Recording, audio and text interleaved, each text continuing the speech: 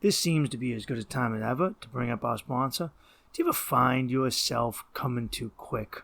Do you think, God damn, 20 pumps is good enough for me, but if only I could squeeze out 5 more pumps from my lady, she just might come. Maybe you should try some Promescent delay spray. It'll keep you from nutting too quick, but won't keep her from coming on time. Do you ever think to yourself, man, I wish I had the same desire to hump that I did when I was 22. But I don't want to take them truck stop pills to just make my dick hard. I don't like Viagra. That shit gets me hard in the moment. I want something to bring back the urge to fuck, to hump. Okay, without taking testosterone. Because if I take testosterone, if I don't wean myself off proper, then I end up with way too much estrogen. Before I know it, I got tits and I'm transitioning. Alright? And now I get some new corner office because I'm a LGBTQ hire.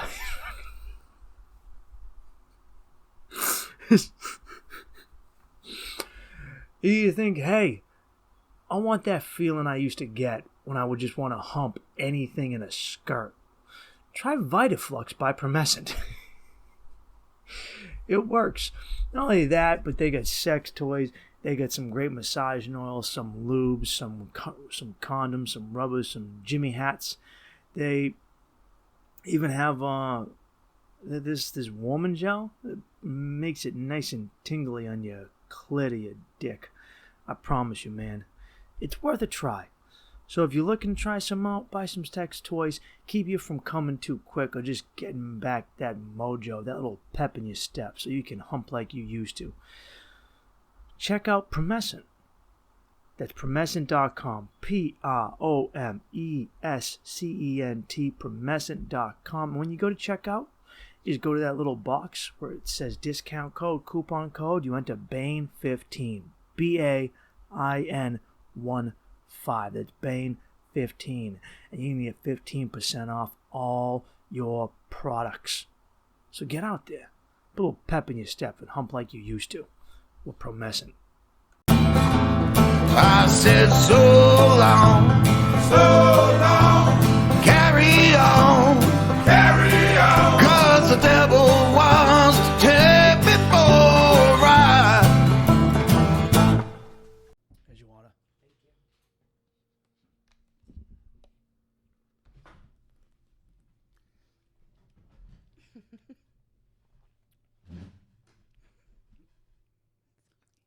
You situated yet? Just so you know, I'm starting the podcast from right there. I'm starting it from you fixing yourself. The people listening can't see you give me the middle finger, so you have to say fuck you. Fuck you, Mike. All right, there we go. This is starting off with a bang. Yeah, I don't like. I've been doing my intros have been too formal. I say welcome back all the time. But then if you're a guest, you go, this is my first time. I'm obviously saying it to listeners, but I figured I'd just roll into it from now on out. I was going to just silently sit here and not say anything to you and see how long it would take for you to just, like, instigate conversation with me. Oh, a little. What do you think? This is my first time on a podcast, Mike? You think I can't take over? No, the I entire don't. podcast? I don't think that you can't. What I'm saying is, I don't think you're used to people just giving silence on a podcast. Fair statement. So, well, I should intro you. Ladies and gentlemen, Miss Heather Sullivan. Thanks for having me, Mike. Welcome to the show. Heather is the senior licensing manager at Curaleaf, which, if you can put two and two together, is a weed company. It's which is in Maine, and Maine loves. No, that's not true. You can't say that. What?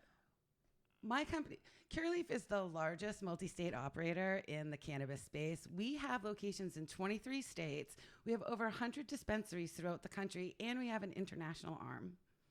You got the rigmarole. Wow, what the fuck is that? Why is there a fucking Zeppelin-sized beetle in here? God. Where did he come from? Did you leave the door open? No, but the windows none of the windows have. I think the dog's eating him. Eat him. Yeah, eat him. He is. He's fucking eat him, dude. Squish him. So God. Can Can we start over? No. This is the sort of content that I like. Excuse me. Look at the fucking size of that cunt. He's scared of him too. Eat him. Eat him, you bitch. Stop being a fairy. He was biting my knuckles a minute ago, but he can't eat this beetle? All right, I'm going to leave the beetle and the dog alone. So Curaleaf is a dispensary only located in the state of Maine, as we were establishing. It sounds Maine-based because Maine, for those of you unaware, Maine has two industries. Those are tourism and weed. And it's all under the guise of medical weed, so they all have... That's not true either. Look. Well, this is why you're here, to explain to me. Let me get the joke out first. Oh, there's a joke. Okay, I'm trying to get to the fact where I explain that in Maine, instead of just saying weed farm or happy times, it has to be Curaleaf. There has to be some sort of cure in there, cure or health, to explain that the weed is making you better. But anyway, now that I get there, the joke isn't as good. But anyway, please, people explain in Maine to the are listeners. very smart, so Wow. it makes it very easy. So for your listeners, hello, listeners, to Get Your Act Together with Mike Bain. Oh, also, Heather has a awesome podcast called Marijuana Today. You're so foolish. Have you ever listened to my podcast? I've listened to little bits of it. Not a full episode. They're long and wonky. Yeah, you guys talk about Politics. You talking about the business. Yep. Yeah. It's not you. It's not like Rogan or Diaz where you're sitting there getting blunted. You're talking about the. So, I would describe what your show is as how Otto von Bismarck explained realpolitik, which is to say, politics are like sausage. You enjoy the end product, but you don't like to see how it's made. And you get behind what you have to do to get licensing and permits and make weed legal or sold in a township. And most people just go, I want to smoke my joint. Why are my pre-rolls more expensive than stuff that isn't pre-rolled? I know the answer to all those questions and more. Oh, well, let's just get down to what you were saying about how you're outside of Maine and why people from Maine are stupid. Because you said that. I didn't say that. Okay. So I've lived most of my life in the great state of Maine, the Pine Tree State. I thought it was a vacation state. That's also vacation land. That's on our license plates, but we're actually called the Pine Tree State. Really? Yeah. Really. Maine's okay. It's no New Hampshire. Yeah, you can't buy weed in New Hampshire. No, you can buy meth in New Hampshire. Well, you think you can't buy meth in Maine? I know you can get it in Maine. I've seen the teeth out there. Hello, thank you. We'll get to that later. So, raised in Maine. I lived a very traditional lifestyle in Maine. And then I got into this weed business. Started out in Maine, but managed to find myself working for the largest cannabis operator in the country, the best in the world, I will say. And they're not even paying you to say that. Well, they pay me. That's the joke, Heather. You're on their payroll. Yeah, it's true. It's true. Yeah, and we have the oldest population and the least educated population in the country. Well, what do you mean by least educated? Percentage of people who graduate from high school. Really? Less than Alabama and Mississippi? So there's two Maines. There's Southern Maine and Northern Maine. And I live in Southern Maine. They call it the people in Northern Maine call Southern Maine like North Boston. Yeah, it's just a Massachusetts ripoff of. Yep, pretty much. All the cool people from Massachusetts came up to Maine. I would not say that. I would beg to differ. You guys got the worst of us. Let's be honest. Maine is a great place to run. I like Maine. I do enjoy Maine. You unfortunately get our hipsters. Yes. You don't get people like me. You get our hipsters. There's a lot of people like you in Maine. Yes, but they were raised in Maine. Fair. Did they You're escape to Maine? People like me escaped to New Hampshire because there's no taxes there. I can't afford to live in Maine. Well, all your taxes and your $15 cheeseburgers. That's a good point. You know, states got you. Hey, the state's got to generate income as well. We've got a lot of kids to educate in the state of Maine. I take issue with the whole uneducated thing because I think that it's a false metric. When people throw around the term uneducated, what they're referring to is you didn't go to school. That doesn't mean you're intelligent or stupid. I've met people who the school system is designed to weed out people that don't fit into its situation, its box. And some of those people are incredibly intelligent, and some of those people smoke meth. So there's a big difference there. Also, what do I need to study geometry for if I live in Port Kent and I'm going to be a lumberjack? It's Fort Kent. Fort Kent. I knew it wasn't Port Kent because there's nowhere near a fucking port. It's about 7 hours from the coast. Yeah, that's a good point. Wait, is there a fort there? Yeah. Is it an active fort or a past fort? I don't know. It's 6 fucking hours away from me. I have no I know, idea. but it's on the Canadian border. Maybe we have to guard from those dirty Canucks. What's the slur you guys use for the Quebecois who come down? We don't have a slur for people. People from welcome Vermont everyone. have a slur for them. Oh, really? What is it? I can't remember what it was. Maplebacks. It's something else. It has to do with their Frenchness, but I don't remember what it is. So French Canadian on my mom's side. My great grandmother came down from. That's why you guys Canada. don't do it, because so many of you Mainers are in reality.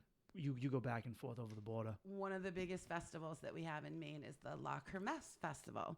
I'm not sure that they still have What's it called? La Kermesse. La Kermesse? La Oh. Kermesse. Sounds like lock a mess. Like lock her mess up, that messy bitch. Well, it kind of is like that. All right. Did you know that Maine also has the #1 consumer of Meth? no Maple syrup? No. Toothbrushes? Coffee brandy. I know it's not that Allen's one. Coffee Brandy. We drink more Allen's Coffee Brandy in Maine than any other state. Well, probably because I don't think they sell it anywhere else. I've never seen that before. I didn't know coffee brandy was a thing. You have not spent any time in Maine. No, not Mama's a lot. Milk. Have you ever heard of that? No. Mama's Milk. That's because the ladies like coffee, brandy, and milk. As they're like going out drinking when you're going out and All right, let me just explain to the listeners who aren't familiar with New England. New England is made up of 6 states. The southern portion is Rhode Island, Connecticut, Mass, and then coastal, and then Maine's coastal too, but the northern portion, which is more rural, is Vermont, New Hampshire, and Maine. Maine is the size of the other 5 states combined. Half of New England is in Maine, and Maine's only border is with New Hampshire. So Maine is up doing its own thing. It's developed its own culture, because you can drive for hours in Maine and still be in Maine, which is not at all like Mass, Connecticut, or Rhode Island, or the other 2 states.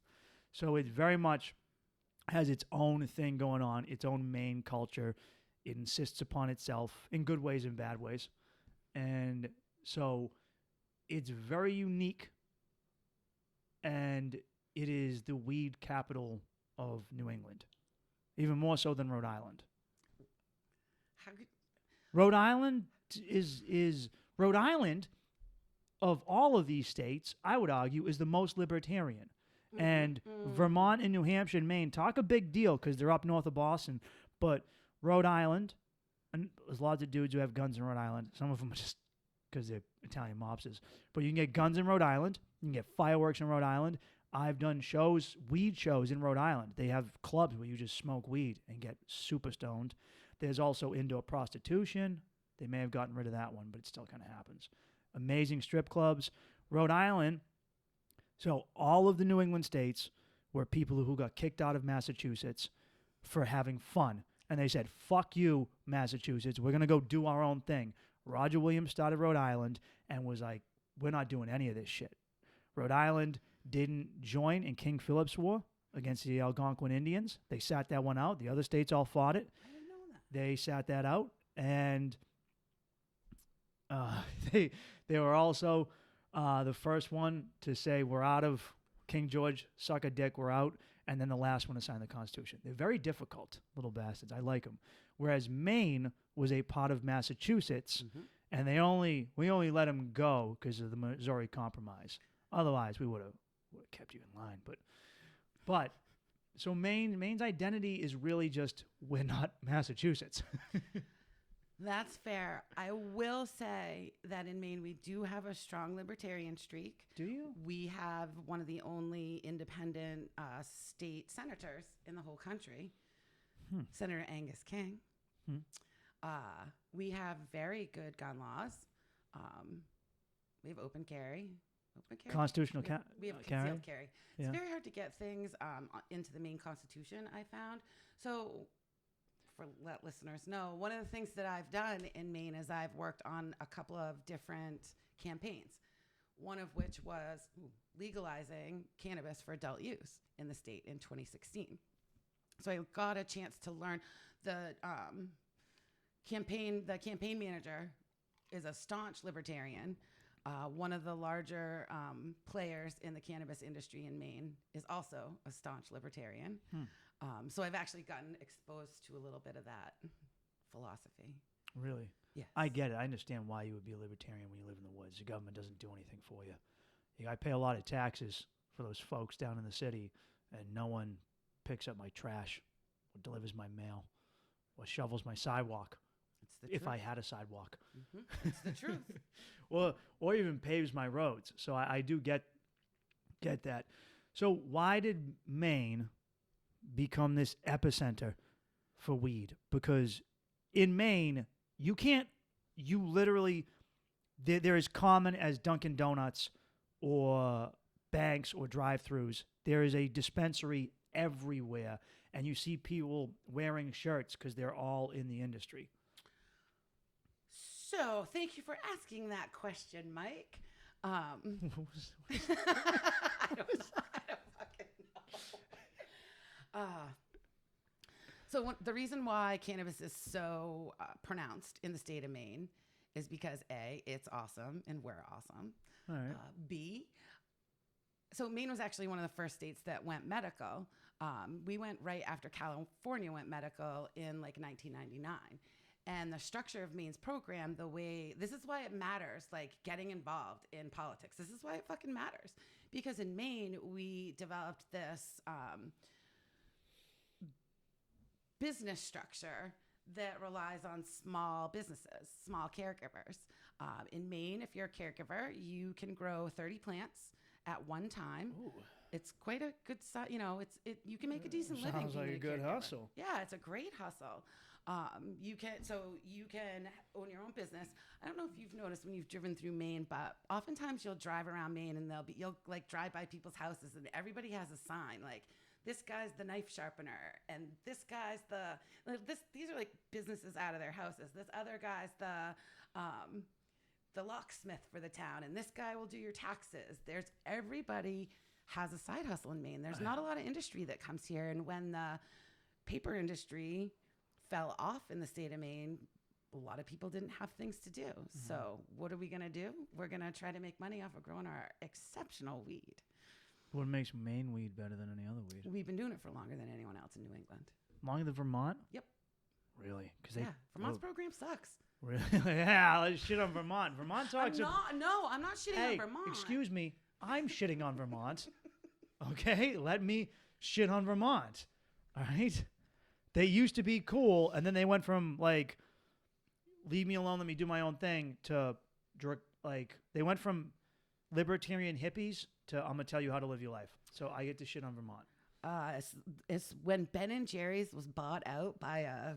Ben & Jerry's sucks. Ben & Jerry's doesn't suck. I think they're overrated as an ice cream, to be honest with you. We're going to throw down. You don't think Maine has a better ice cream? I mean, Maine has good ice cream, but Ben & Jerry's is pretty solid. It's a pretty fucking stout ice cream, Mike. I used to like Cherry Garcia. I like that. That's the only one. Yeah. I'm not into... It's going to be like ice cream on the spot. I can't bring ice cream home. You also like vanilla. Vanilla is an amazing ice cream flavor. What are you talking about? It's like the non-ice cream flavor. That's not true. Vanilla is a flavor. Barely. No, it's not. Barely. Is chocolate a flavor? Yes. Well, chocolate The is the deliciousness that is chocolate. chocolate Yes. is the antithesis to vanilla. That's like light and dark, yin and yang.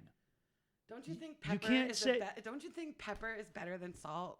No, I find salt to be superior to pepper, but I enjoy both of them. You think pepper's better than salt? Hell yes. What is salt does so much for your potatoes and your fried food and your meat? I'm not saying that salt is just from a straight up taste perspective. I would rather have the peppery goodness than the salt goodness. All right. What about garlic salt? Oh. There we go. We can agree on that. So, Vermont, terrible. Why your weed's better? Yeah, so we're better at it. We've Yeah. been doing it for longer. How did Maine allow itself to become this place where you guys could create this economy? We have in Maine, we've got some really amazing activists that fought to allow this. Everything in weed is a fight. Like, I don't think people realize that. Everything in weed is a fight. It's a fight to get accepted. It's a fight to pass laws that are fair to everyone. It's a fight to then get cities and towns to come on board. It's a fight. I fight stigma every day. Do you still get blowback? What is it, from boomers? Because I feel like everyone is at this point just, for years we were all going to say weed is going to be legal because everyone agreed across the board that weed wasn't shit, except for a few like dumb Republicans who are still holding out, you know? I think everyone got to a point where they just agreed that weed being illegal was pointless. Who is giving you shit? Is it people in your life? Was it people fighting you when you tried to legalize it? So I got two good examples of that. Mm-hmm. People in my life. So 2016, I started working on the campaign to legalize cannabis in Maine. The reason why I started working on that campaign is because I had a discussion with my dad, who was at that time, and that was 5 years ago, mid-60s. I asked him one day, I said, why is it that you are so anti-marijuana? What's the deal? And he said, it's because it's illegal. And I said, so you mean to tell me if this is legalized, if this is legal, then you would be okay with it? And he said, yep. So I said, okay, I'm going to go legalize this so that my dad will accept me. Now, the person who I have the biggest problem with in my life. So that was in 2016. I left the traditionalists, so the people that choose to follow a traditional path in life, the people around me that choose to follow that path, I spent my first 6 or 7 months when I first started working on legalization, honing my perspective on the people around me that were anti-marijuana. So I spent a lot of time just asking, Figuring out why they were the way they were. figuring out how to respond to the things that they brought up. A lot of those people were my family. I've come from a large Irish Catholic family with some expectations around it. A little bit of shame? Yeah, for sure. Oh, God, for sure. Shit. Yeah. Yeah. Did anyone in your family ever use shame to try and get you to act a certain way? Oh, I mean, from the time... how far back do we want to go? I don't know, toddlers. You know, did you ever put your fingers in your mouth and they were like, what are you, one of those people? One time. What are you, Italian? Oh. One time, I had this belt that I was probably like 7 or 8. I had this belt that I loved. I tried to wear it as a bra. Like I wore it like over my beans, over my nipples. Your beans. We called them, my sister and I called them beans. You called your boobs beans? When I was flat chested, yes, we called them beans. They were like, and guys had beans and little kids had beans. And then when you got bigger, you got boobs. What did guys get? They kept beans? They kept beans. Why? So it was just like this really, and my grandmother saw me with that and like embarrassed me in front of the whole family. Did she beat you with the belt? No, but she was That like, would've why been- are you wearing that like that? And I'm like, for it to be a bra. Yeah. But, you know, I've got like my uncles, you know, my dad's got 7 brothers and sisters. I've got uncles that are 6 or 7 years older than me that, you know, so pretty close in age. Another time I remember I was sledding at my grandparents' house and I broke my arm. And my parents, my dad in particular, how he tried to get me to not go to the hospital for this, because I don't know about other Irish Catholics, but like it was like you never went to the doctor. No, like you don't do never that. Like I don't know why. Because you're embarrassed. You don't acknowledge that things happen. Yeah. So they tried to use to me the reason why I should not go to the hospital is because I'd probably have to take off my shirt. I was like, my arm's broken. Yeah. I couldn't give a shit. What if the doctor makes fun of your jelly rolls? My beans. What if the doctor goes, God damn, I've seen a lot of 8-year-olds, but this one is the flattest chested 8-year-old. His tits are concave. It's because I was wearing that belt. It pushed him in. Oh, this is going off the rails. Okay, back to... So a difficult Irish Catholic family. I spent a lot of time just honing my advocacy skills with them. That was 5 years ago. I've been extremely successful since that time. And you got boobs, so everything's working out for you. Thanks. Extremely successful in my career. I'm a happier person than I was 6 years ago before I made my switch over to cannabis. What were you doing before? I was in insurance. I had literally never, 95% of the people who knew me did not know that I was a cannabis user. And Mike, you've known me for a little bit now. Yeah. I'm a bit of a cannabis user. A little bit. I think you smoked 2 joints. And I mean fat fucking joints before this even started. That's not true. I smoked barely a joint before this even started. Didn't I just see you smoking a fat bone? I just took a couple hits to calm myself down before we got on camera. Well, you're being defensive. You just admitted to me that you're a huge pothead, and now you go, oh. Well, I let the shame go. This is a safe place. So, also, question: why do you always say cannabis? Do you have an issue saying pot or weed? Yeah. Yeah. Do you think it sounds dirty? It's not. I don't have an issue with it. It's important to speak in a consistent voice with others in the industry. This is a fucking real industry. This is no joke. I know. There's a lot of money to be made. There's billions of dollars. There's hundreds of thousands, millions of people who are benefiting from this, whose lives are better because of cannabis. And I like to sound like the smartest person in the room. So how is insurance going for you? Oh my God, horrible. So I did 13 years in the insurance industry. I didn't realize that I was unhappy and depressed. I had bought into like the whole white picket fence. I met my husband at the time. I met him working for this insurance company. It's basically one of the only employers in Maine. It's one of the bigger employers in Maine, and many college educated people go to work there. I met him there. I had my son while I worked there. All of my social life was kind of wrapped around that company. I thought I was going to retire there. So I was a 45-year-old woman, thought I was going to retire, and was just like, this is just it for me. It was slowly killing me. As you can imagine, I don't fit super great in a highly traditional environment. I mean, insurance isn't a bad job, but very few kids say, I want to be an insurance salesman when I grow up. And the ridiculous thing was that I actually, I did not just insurance, but I did insurance compliance. So it's even worse. I don't know what that is. Can you explain? So it's actually similar to what I do now. So every insurance is different in all 50 states, and each state has different laws, and you've got to make sure that the products that you're selling for insurance out there match up with the regulatory requirements. Oh, real bean counter. I mean, I'm a lock. I like to dig into regulations and figure out how to make business decisions that comply with regulations and also make money. So what made you wake up and realize you were unhappy in your life? So first it was an identification of an unhappiness in my marriage.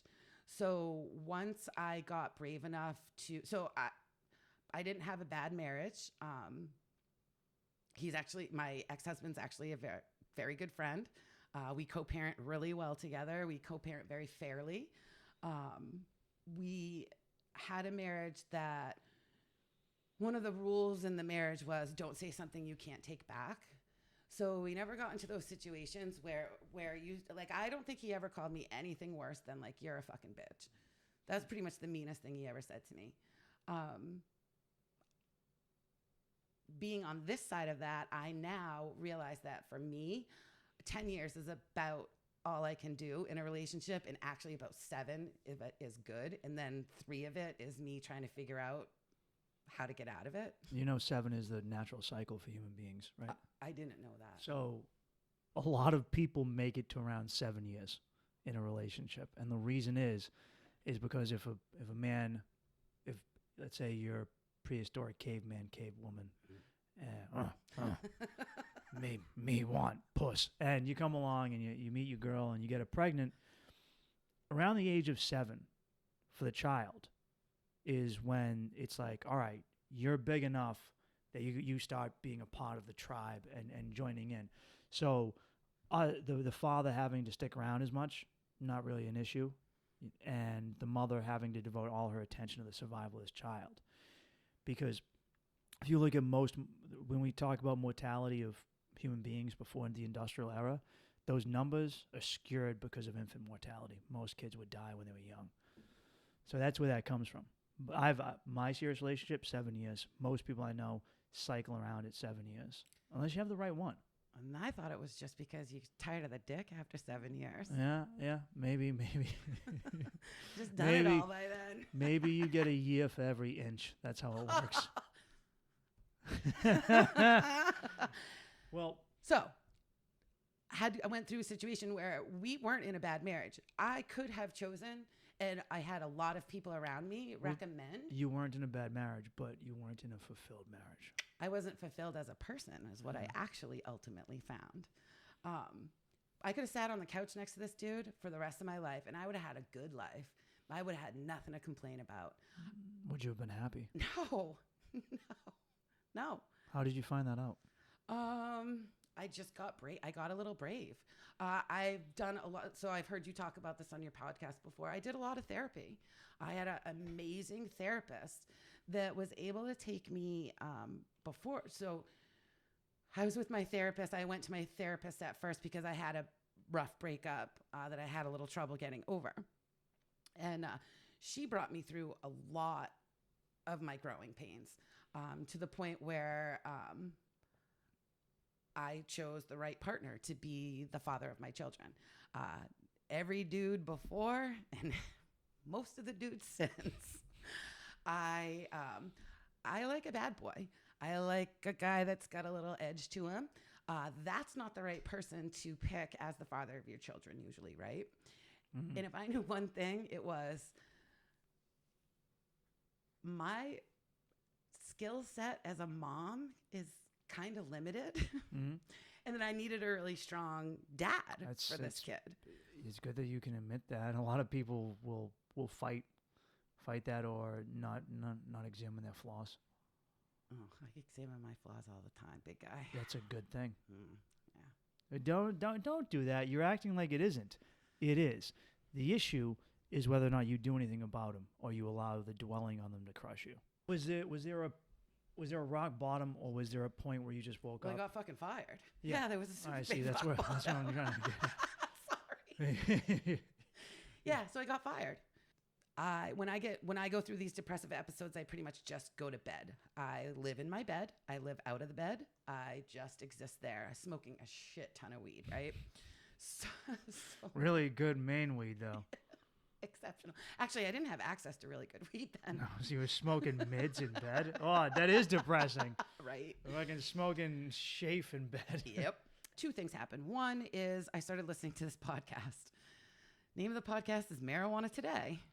The one that you're on. Yeah. So Marijuana Today was the first and is has the biggest listenership in the industry, in the cannabis industry, not in the podcasting industry.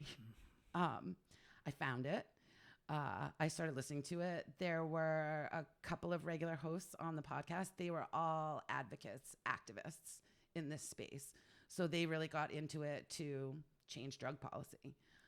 I started to see in them, or I started to realize in them, that this was the only thing that I was happy or excited about. I would wait for these podcast episodes to drop every week. I'd call my best friend on the phone. I'd be like, oh my God, can you listen to this? I just learned. And she said to me one day, she said, I wish you could find a job that made you this excited. And like a light bulb went off in my head. And I said, fuck that. I'm going to do this for a job. So it was the campaign in Maine was just kicking off to go adult use. I found the name of the director of the campaign. I sent him the most ridiculous email. I was like, I'm a really important person and I want to come help you. And this dude like literally just wants people to fucking sit at a booth someplace and like not be so stoned that they can't talk to others. Yeah, I imagine that's an issue when hiring people in your industry. It was a cool thing for me to be involved in. I was really excited to like participate at that level. So this is before weed is legal in Maine. Correct. We were making it legal. And how was that process? That could be a whole nother. So the people that were most against us were the people in the medical marijuana program. Really? Why? So, yeah, because they were concerned that we would take their livelihood. They didn't want big businesses coming in and taking over Maine industry. Oh, because they were all small timers. Because you're at that point, it wasn't 30 plants. It was, you could have 6 patients. So it was even more limited at that time. There was also some politics happening at the time. The money that came to pay for the campaign, there were 2 initiatives at one time, and we had to agree to like work together. That was challenging. What were these initiatives? It was 2 legalization initiatives. Yeah. One was a little bit more focused on local. And the other one was big business. Well, yeah, and the one that had the money was the big business one. Yeah. And campaigns are not cheap, even in a state like Maine. Even when it's something that we thought. So Maine, when we first started, Maine was supposed to be the state that had like the best chance of a win. It was California, Arizona, Massachusetts, Maine, and one other, Nevada. We're all at the same, all in the same election cycle. And it was when Trump got elected. Mm. So Maine at first was supposed to have the greatest percentage win. In the end, we ended up with 1,022 votes on our that we won by. And the reason why I know that is because there was a recount that I actually worked the recount. So I actually sat and physically counted votes. Votes? Yep. Were they out of a Dominion machine? No, I don't know. Actually, I don't know. They come in stacks. I'm just being a cunt. I just don't know. This is a joke about the last election. So it's one of my favorite things that I did as part of So how did you go from being signature lady to being a senior licensing manager? And more importantly, getting on this podcast that you just were a fan of.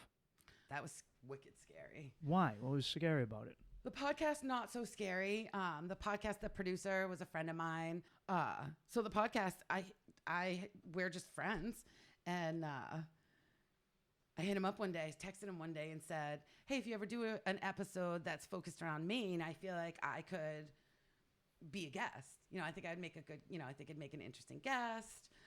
I've done this thing. I had to leave Maine for my job. So I had, in order for Maine's rollout was so slow. Maine had the slowest implementation of any state when we went adult use. So it took over 4 years. Part of that is because we had a shitty governor at the time, Paul LePage. Oh, come on. There's something awesome about LePage. LePage is like Trump on steroids. For those people who don't know, LePage he reminds me of if that governor who smoked crack, the mayor of Toronto who smoked crack and Donald Trump fused into one politician, that was the governor of Maine. Mm-hmm. Well, how did he fuck you? He came out and said weed kills kids and pets. Like 3 days before the election. Oh, did he like give any data on this? It was so. Did he just show a picture of a dead dog with a blunt in its mouth? LePage is not one for data. No. Let's just say no. He hates weed. He absolutely hates it. He hates all drugs. Just like Trump. Trump's the same way. Trump has always been known to be anti anything fun. Besides getting peed on. He likes water sports. That's fun. What are you talking about? So we had some challenges at the end of the campaign, which caused us to only get 1,022 more votes than the opposing side. Yeah. Yeah. So we got close. Yeah, it was really close. How does Maine feel about weed now? So we sell more medical marijuana in Maine than we do lobsters. So all those people who were afraid of it are now happy and high. I'd like to think. It seems that way. Your state hasn't burned down. People haven't. Sky hasn't fallen. No, you haven't lost your entire workforce due to lackadaisical stoniness. No, we just lose our workforce for other reasons. Old age or exploitation to other states. Yes, and yes, those are our two biggest challenges with keeping people in Maine. There's just not a lot of industry here. It's expensive. Did your family and friends come around after you said, "Hey, remember when you said I ain't shit?" And then I helped get weed legal, and now I'm on this super professional podcast, and I'm 20,000 listeners an episode. I know. You're gonna rub it in, and totally. And I'm a manager. Did you rub it into them? Yeah, I do all the time. Yeah. Mm-hmm. How did they accept? Yeah, so my mom actually came into. My mom's an accountant. She's like a wicked bean counter, rule follower, like you couldn't imagine, and she started doing accounting for cannabis businesses. Really? Yep. My aunt introduced me as the family drug dealer, even though I have a family member that worked for Pfizer, who technically would be the family drug dealer. Proudly, like she proudly calls me the family. Sullivan family events have a lot of weed at them. Not that many people don't consume, but I offer a variety of products to my family and friends, whether that's CBD, whether that's topical that doesn't, that's just for your hands and feet, or whether that's a full-blown fucking dab. It's funny that so many people are afraid of weed, but not OxyContin, Percocet, and fentanyl. Yeah. And I think they are, but it doesn't. Well, those are prescribed. That's the difference. Yeah. Well, those were legal. I used to, build booze for these pharmaceutical drug shows where they would give out painkillers, but weed was still legal in Massachusetts. Like you couldn't smoke a joint outside of the Heinz Center, but you could get oxys from the vendors inside. Inside. Wow, that's insane. Cannabis is actually very helpful for keeping people. Did you have pharmaceutical companies fighting you at first? They fight us now. Yeah. Yep. Why? Of course, big pharma, big tobacco, and big alcohol. Those are our, as an industry, those are our biggest. What do they fight you on? We take their market share. So in states that legalize marijuana, the amount of drinking goes down. That's proven. So alcohol doesn't like us. Pharma, obviously. So you would be shocked at how many people can replace opiates, serious drugs with cannabis. And the good thing about cannabis is it doesn't seem to. So you know how with like OxyContin or heroin, it seems like people are always having to step up to give themselves the same level of relief. Yeah. Cannabis is actually proven to mitigate that, so that if you have to take opiates because you have a serious injury, if you actually include marijuana in that in your medical cocktail, so to speak, you're less likely to have to go up in the amount of or the milligrams of the opiates that you use. So Big Pharma fucking hates us. And tobacco, I think not so much hates us as they want in, I would say. I would cut them in on some spliffs. Fuck, man. Right? Can you sell spliffs? No. No? No. Huh. No. Well, in some states you probably can. It's very American to not mix the two. The Europeans, the Australians all mix it. Canadians sometimes. Most states you're not allowed to add cannabis to alcohol products or tobacco products. So in situations where we're starting to see one of the real popular things now is like THC infused wine. It doesn't actually have any alcohol in it. What? Yeah. It's illegal. Even California. What is their reasoning behind that? What do you mean? What is their justification? Is it just, hey, this is the law, we suck? It's scary. We don't know what's going to happen. Oh, yeah. They don't like... you might get the spins, but that's about it. I mean, yeah. I don't know. It's so in the drug policy reform world, there is a concept. So the woman that is a mentor to me, she is my hero in this space. Her name is Betty Aldworth. She is past executive director of Students for Sensible Drug Policy. She's a regular podcast guest on my podcast. And I don't know if she came up with this, but we always liken it to her. It's called radical incrementalism. And basically the way that we got legalized throughout the country is by taking tiny steps and those building into bigger steps. So that's what we've done. So you make it legal. You find cities and counties that are open-minded to it. Denver is a great example. Washington State, Portland, Oregon, Seattle, Oregon. Seattle, Washington, Portland, Oregon. Thank you. I should probably know that. They're the same place. Do you really think there's a difference between the people in either one? Seattle is just Portland if Portland drank a cup of coffee. That's it. They both have really good weed. Yeah? Yeah, and a lot of it. I honestly find West Coasters in their weed to be overrated. Everyone I meet from Cali acts like California is the only place in the world that can grow weed. And that that a lot of the weed that you smoke, that you did smoke, that was black market weed, illicit weed, came from California. And in states where it's not legal, that's still the case. Most of the weed I smoked was shitty indica. The best part of weed being legal now is I can actually have a fucking sativa. That's why most people think weed sucks, is everyone in the East Coast gets shitty indica weed and it puts you Used to. Puts you in the couch, all right, with your fucking indica. And that's why everyone goes, oh, weed smokers are dumb and lazy. Mm-hmm. Okay? Let's get the wrong shit. Now we have sativa. I know lots of weed smokers who smoke at work sometimes, some of them every day, and it makes them quite productive.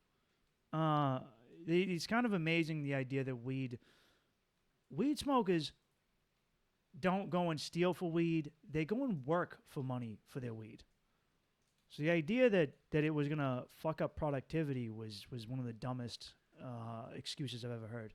I generally I actually get yelled at on a regular basis by people around me, personally and professionally, because I work 10 to 12 hours a day willingly.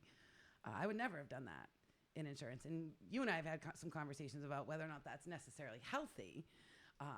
But I love what I do for work so much that why can't I do it? Like, if that's what I actually enjoy doing. Right? So I work harder than anyone I know that's not a smoker. And you smoke throughout the day usually. Yeah. Yeah. Yep. From morning till night. I also think that a lot of companies, especially this goes for low level, like entry level jobs, or I'll say shit jobs. When you're working at a drive-through for Burger King. Like, Burger King weed is the only thing keeping that guy from getting up and going, fuck this job and leaving. That's how he makes it through his day. Because he pieces out and he gets in his thing going. Agreed. I have, sometimes I joke and say there's certain jobs that I think should just automatically be allowed to smoke weed or automatically have a med card. Yeah. Teachers. I think teachers should absolutely be Why able do to you smoke say weed. that? Because their job fucking sucks. Yeah, it's because a lot of teachers suck. All right. No, it's because they get paid shit for money for doing a really super important job. A lot of And teachers do very well. You have no idea how it is to deal with the parents these days. Parents, look, I'm a parent. Yeah. I was on the PTA. I was the treasurer. It should be tough to deal with parents. You're teaching their kids. That's not what's tough. It's not because parents are holding the teachers to a high standard. What are they doing? Making sure that their children are favored, making sure that their children aren't unfavored, I guess. Bullying teachers. I've seen a lot of teachers get bullied. Why is that funny? I've seen a lot of teachers get bullied. I'm just picturing like a guy coming in I've seen exactly. and giving a teacher a fucking swirly. Everybody thinks that, I pay your salary, so you have to listen to what I say. Being a teacher is, in my opinion, and also, as I've discussed with you a little bit, I'm not super great when it comes to children. I'll have to agree to disagree. It's like the worst job in the world. I don't like teachers. I think that they're given too much credit, and I do. You want to know why I think they're given too much credit? Mm-hmm. Because as a comedian, I've worked with a lot of teachers, and a lot of them are fucking psychos. A lot of them are not stable. They're weirdos. A lot of them are fucking the kids, all right? And dating them. It happened at my school, and it happens at every school, okay? This is not some random thing. And also, here's what else they do. They walk into a room, and they tell a bunch of people who have no personality yet, it hasn't formed, how to think.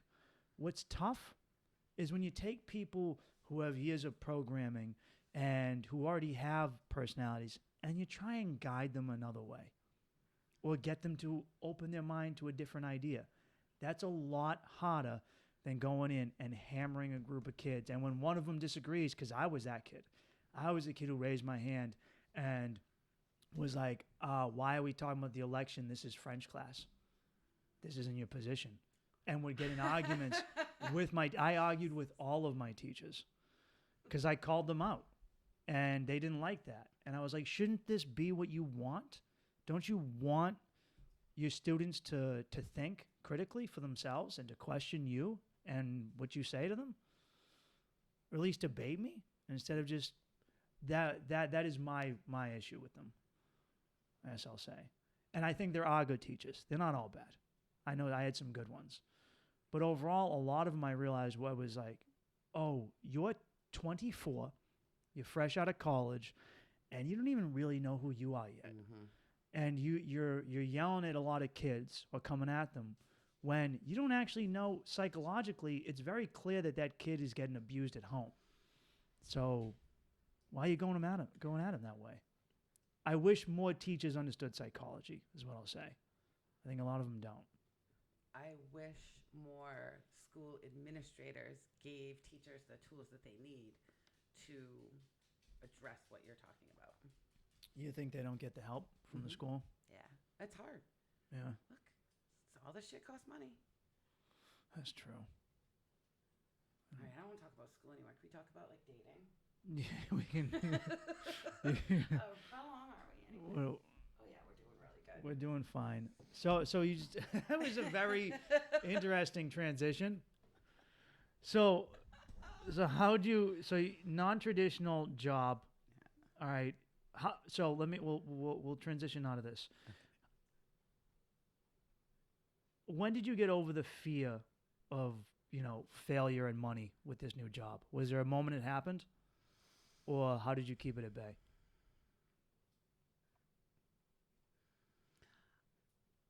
I fear failure constantly.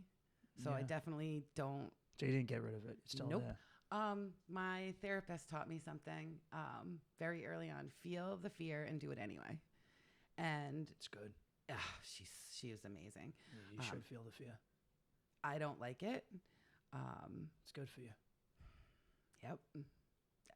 I agree with you, but I don't like it. I definitely have moments of defensiveness.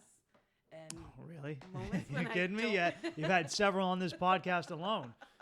You should try going out on a date with me. Oh my God. So you got over your fear in regards to Feel professionalism. the fear and do it anyway. The more you fear, more often than not, I'm a firm believer in the more you fear something, the more you have to do it. If I fear a show, I do it. If I'm like, I'm afraid of that audience, I have to do it because it makes me stronger. The more you do this shit you're afraid of, the stronger you become. So were you afraid to be single after your divorce? No.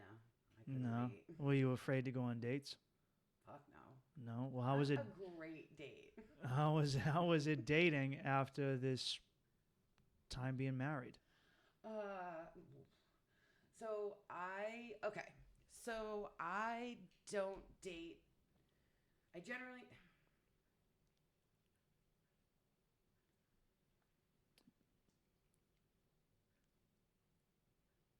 I'm not going to waste my time looking for someone who's going to be my husband or my boyfriend.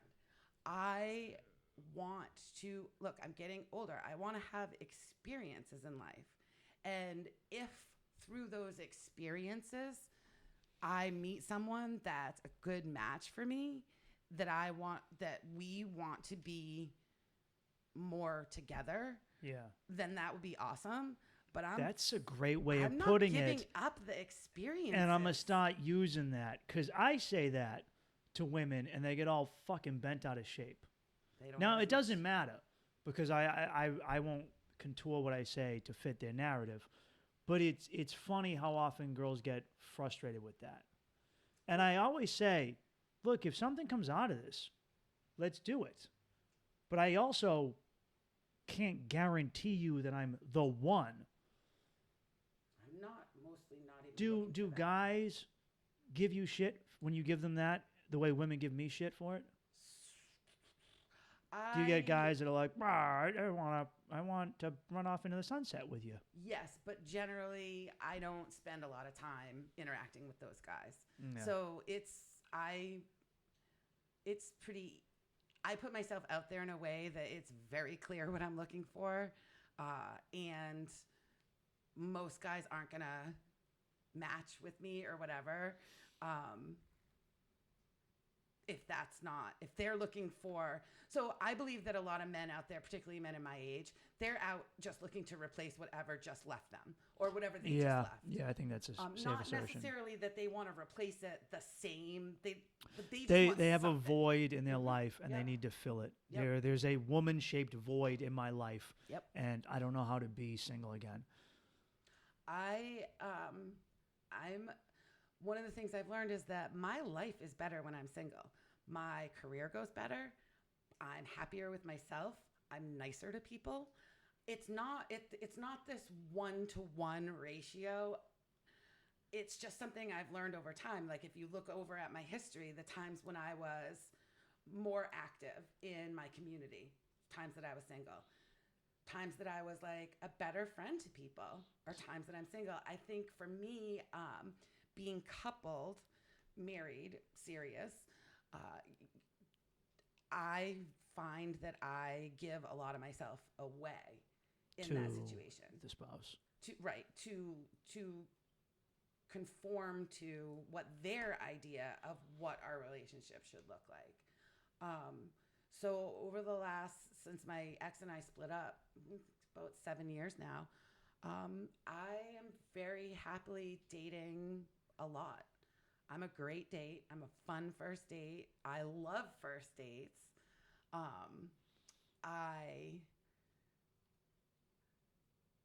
I've walked out of a number of first dates. I've had to do that a couple of I did that. I was in Brooklyn and I texted my brother and I said, call me. And he did. And I answered the phone and I go, oh, yeah. And then I looked at the girl and I go, I got to take care of this. I'm sorry. And has a flat tire. And I walked out front and I said, I'm out. What was the non-fit? Like, what wasn't fitting?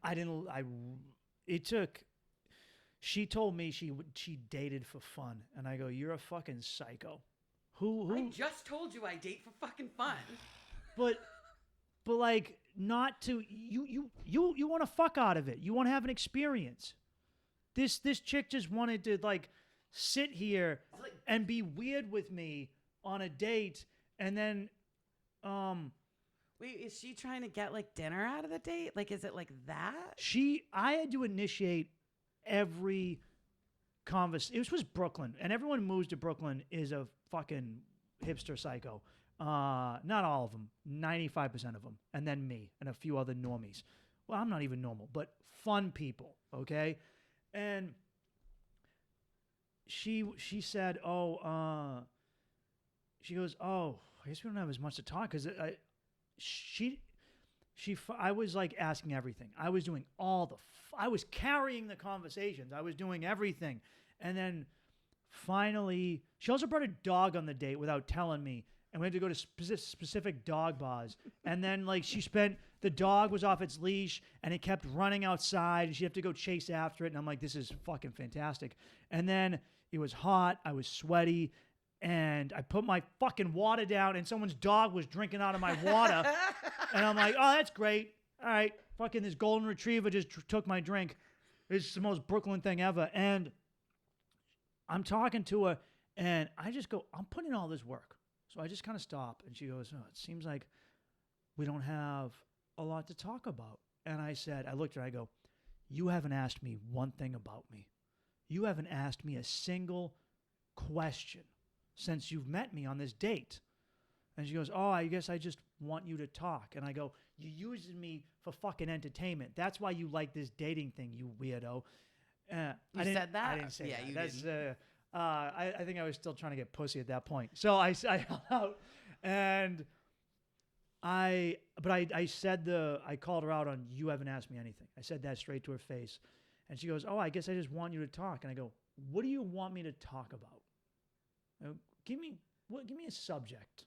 And then she said something and I texted my brother and I was like, you know what I did? I just said, oh, I got to take this phone call. And I got up, I walked outside and I fucking just left. Brutal. Yeah. Well, she abused my time. Mm-hmm.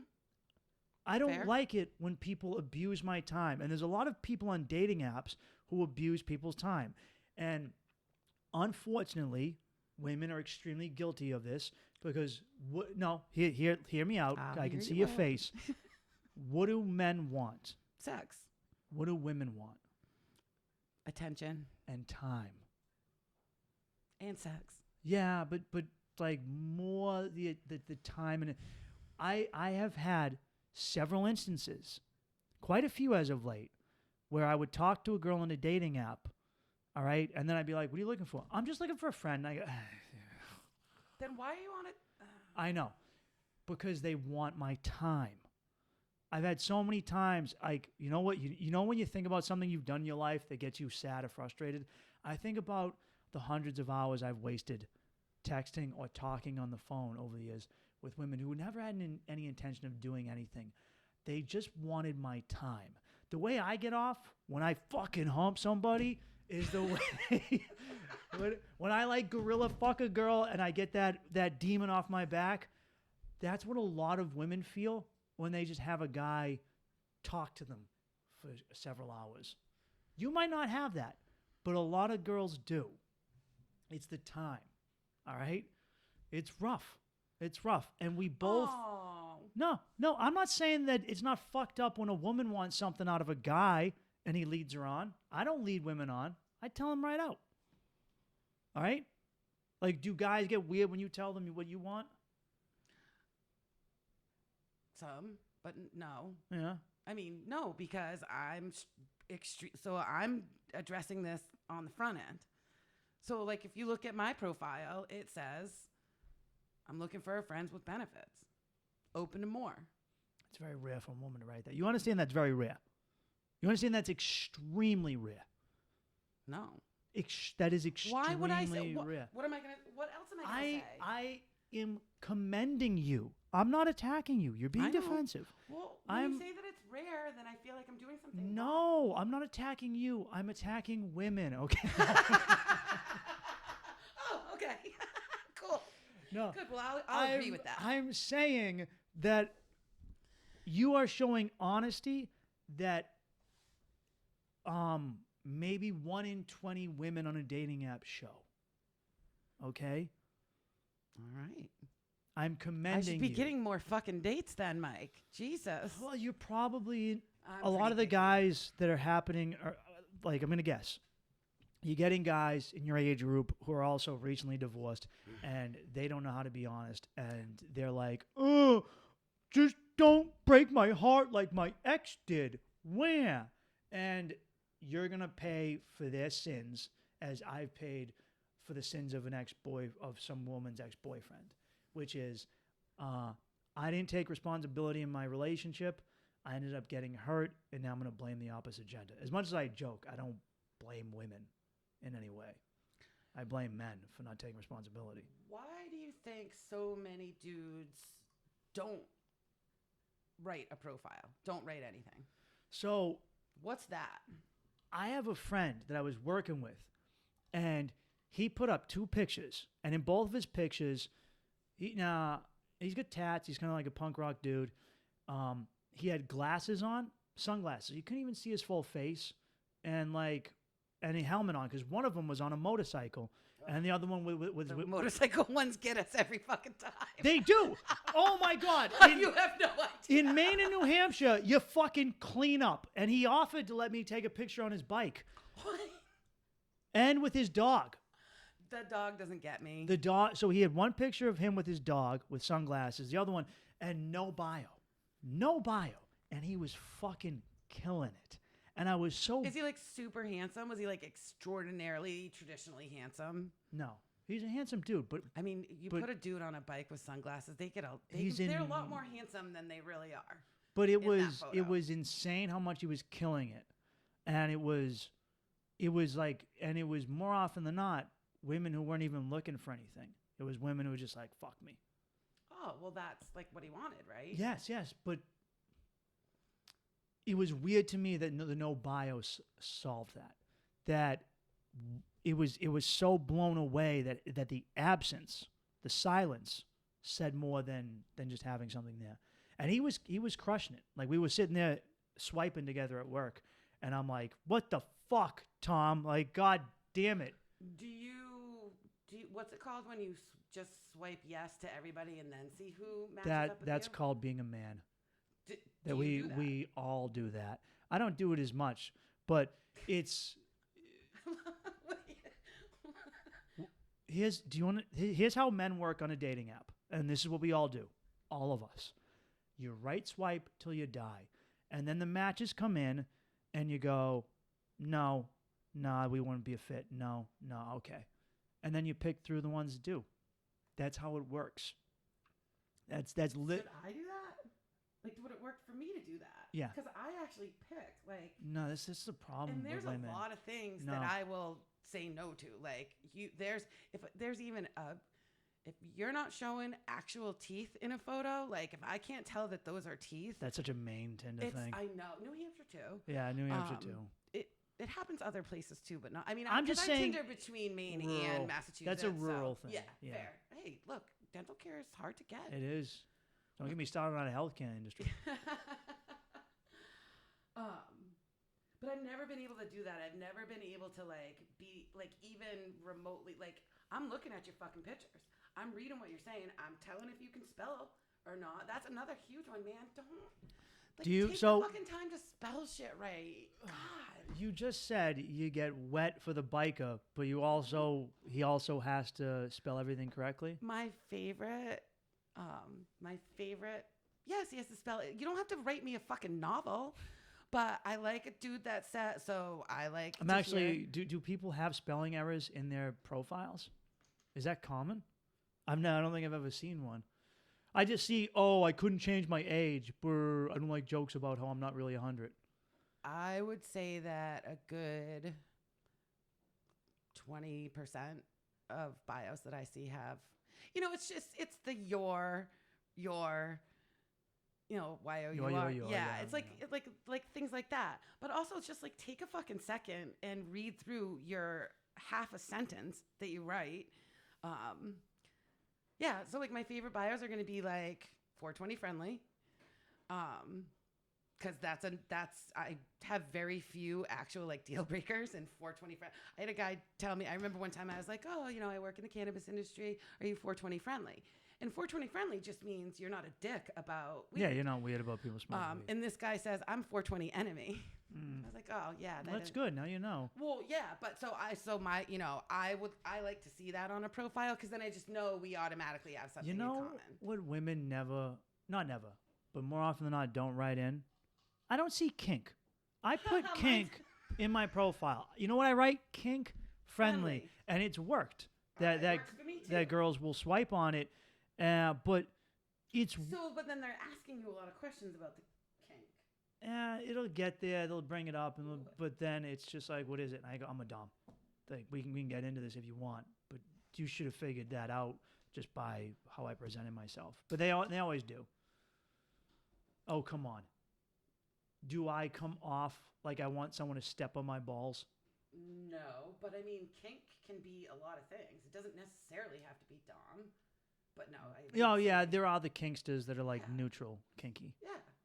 But generally, it means like a switch. Like you're not a switch. There's no real switches.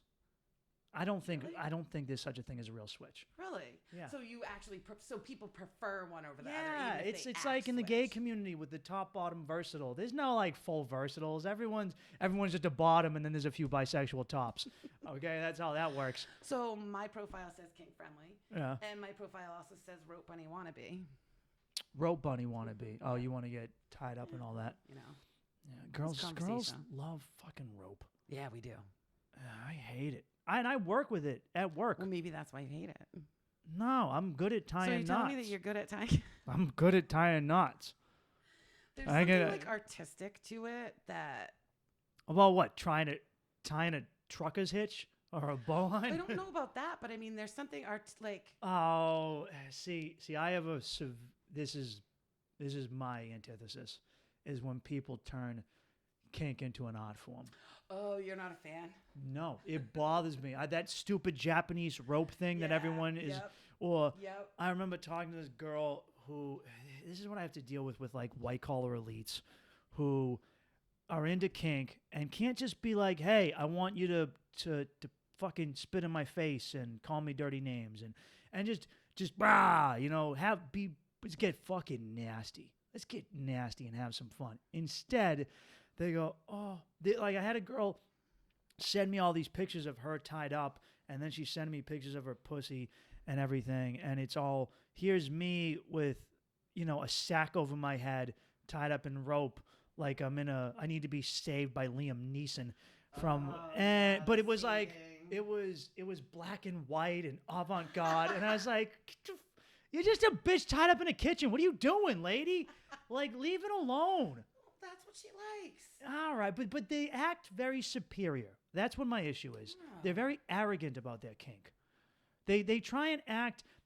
I find that it's them having an issue with their sexuality and their kink, and they're trying to, back in the day, I used Craigslist, okay? And I remember seeing this post by a woman who wanted to get gangbanged, but she said, only. How did she phrase this? She said, no workers or blue collars or dregs, only, corporate, only office men. Like she only wanted elites to fuck her. And it's like, oh, la-dee-da.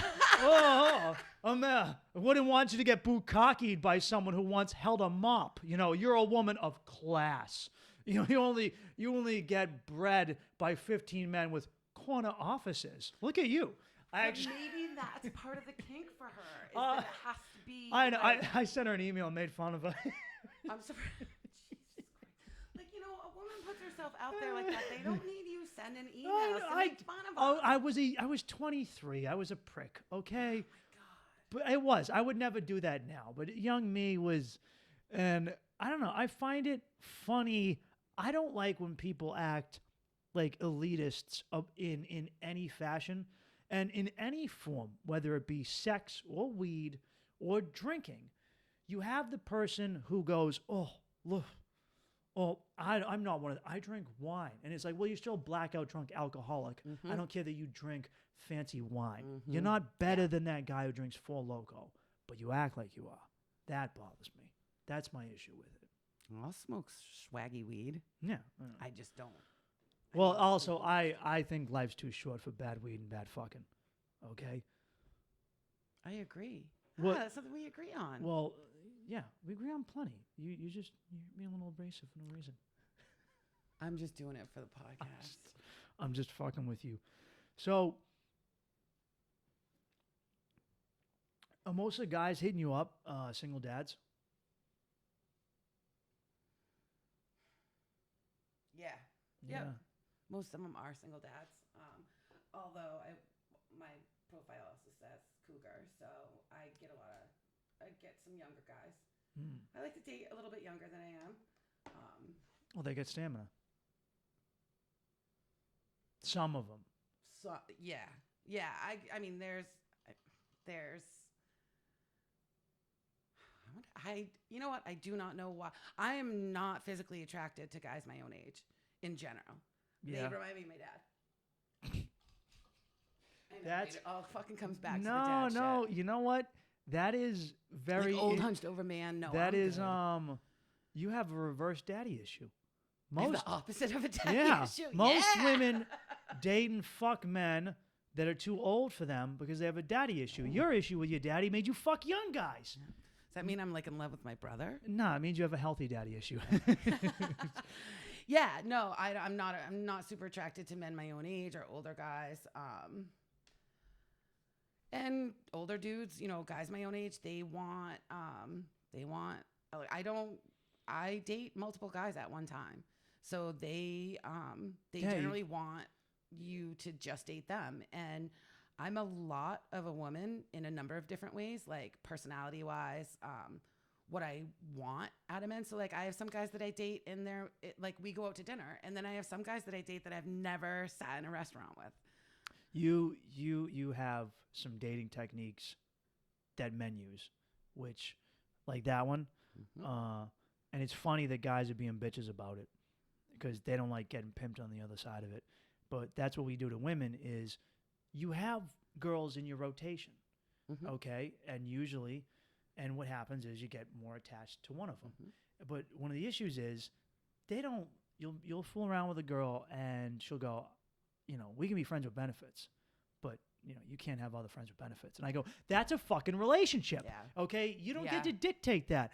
I've had that happen I've had first dates where it's happened. First fucks where a girl said, oh, I don't want commitment, but if we fuck, you can't fuck other people. And I go, that's the definition of commitment. When women say they don't want commitment, how often is that actually true, do you think? How is that played out? I think they all, on a primal level, need a certain amount of commitment. You break a lot of rules, okay? We've established that. But most girls subconsciously need a certain amount of commitment. I think you even do too.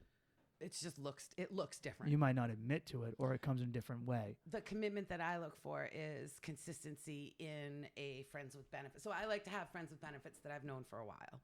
I like to have long-term friends with benefits. Multiple, but... It's programmed into girls to do that. If you get a man and you like him, hold him there. And it's literally in your DNA. It's instinctive to do. That's why when we look at marriage, we always look at a guy who's out and about and running around, controlling the world, doing man shit, hanging out with his friends, activities, and then he finds a woman and she goes, you need to marry, you need to do this, you need to slow down, you need to and to fucking, like, he's out here like a beautiful orca just swimming in the waves and fucking up dolphins and humping all he wants and eating seals, just single fucking dude. And then here comes the woman.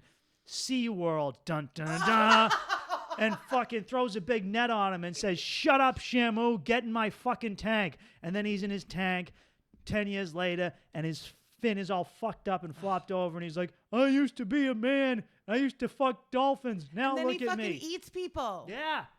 Why is that good? Why do we as women want to turn our men into the thing that you want to turn your man into the flopped over fucking? No, that's not. I mean, that's certainly not for me. That's not a man. I like a little bit of It's a check test. It's a girl's yeah, test. I've heard you talk about it's this it's before. women saying, "All right, I'm gonna test your boundaries. I have to." Basically, it's this.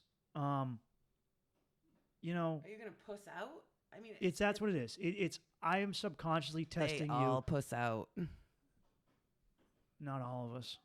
Most. Not all of us. You may be a very unique person.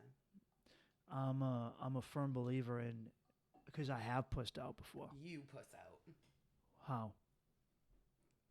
I'm certain that I could uncover a puss out. I have in my past. I wouldn't be here if I hadn't done it before. I'm not saying that I never did. You have to fail in order to succeed. I had to fail at relationships in order to get better at them. I had to get fucked over. I had to fail a check test in order to realize what it was, and then realize I had fucked it up. And it was my fault. I fucked up the relationship. I failed my check test. I had a moment in time where I was supposed to man the fuck up, and I didn't. I took the passive approach because I was tired of fighting, and I thought if I gave in and avoided the confrontation with my girl, that things would get better. They don't. You always, as a man, have the confrontation. Do men have a check test or something similar on women? No. Once you're... No. It just basically comes down to you got to pass yours, and things will be right with her. You know, like what men will deal with is, "Oh, my girl doesn't fuck me anymore," and it's like, well, it's are you the man she met, and is she the woman that you met? All right, have you both let yourself go? Do you both not put in any effort? Have you become weak and soft? All right, and that's what happens. Oh, unfortunately, that's what happened in my marriage. It happens with a lot of dudes, just like relationships and civilizations mimic each other. Just as a civilization gets soft and then collapses, a man can get soft because he's not being tell tested. Me about it. and then he collapses. Oh, it was a dick joke. Nice. But do we have to check test our women? No. As long as we do, it's on us. As long as we do our job, it shouldn't be an issue. And you just have to say no. Like, I don't get mad at women because of this. A lot of men do, but it's kind of programmed in to always, I'm gonna put more chains on you and whatever. And you as a man are supposed to say no. I'm not. You're going to, because if you do that orca, that beautiful killer whale, it's not impressive anymore. Now he's just a stupid, fucked up fish with a goofy fin in Orlando. Okay? Do you want to go see a fish in Orlando? No, you don't. He's not even a mammal anymore. Now he's just a fish. Why? Because you got him, and now he's not majestic. And except the difference with that analogy is, as men, we allow ourselves to be caught. You don't let yourself get caught. Just say no. Say, I'm going to hold true. I'm not, because think about it like this. If you make him pudgy and non-attractive to other women, why would you be attracted to him? In trying to keep him safe to you, you ruin what makes him attractive to you. Because you're like, I don't want other women to find you attractive, so meh. And now, see, and some guys do this too. Ugh. Guys think, oh, I don't want other dudes checking on my girl. Oh, I do. I don't want, like, I don't want to feel safe about, like, letting my girl go into a 7-Eleven in the middle of the Bronx. Because if I'm like, yeah, go in there and get me a lottery ticket, I'm like, oh, no one's gonna say shit to you. That's super safe. You want a girl that dudes are gonna like? Some guys go, what are you looking at my girl? If I'm walking down the street with a girl and dude's like, wow, look at the fat ass in that bitch. I'm like, yeah, that's my fucking fat ass. Who's gonna fuck that? Me. Yeah, That's what you want. 100%. 100%. I'm in agreement. I think women want that same thing. They want to have a man on their arm that other women are looking at them and saying like, oh yeah, she got that man. And like, I think like you've described it a little bit before that, you know, like I literally just like to have a man on my arm and women go, oh yeah, she's fucking getting. She's getting piped down. She's getting fucking mollywopped with that pecker. Getting fucking crushed. Yeah, that's what you want. That's what women want to walk down the street with a dude, and then other girls go, wow. Mm-hmm. I bet he makes her damn near crippled at the end of every night. Yeah. I mean, if your man fucks you right, that's a point of pride for women. I've had multiple women tell me that we fucked, and then they went into work the next day, and their coworkers were like, wow, huh? Every girl has this story about their coworkers going, oh, you got some good dick, huh? They knew by the look on her face. Women pick up on this. Yeah. They see a girl come into work and they go, who boxed your pussy, huh? Who crammed you up? What's going on? What is going on there? Women get a release from sex too. And what it usually is a release from anxiety.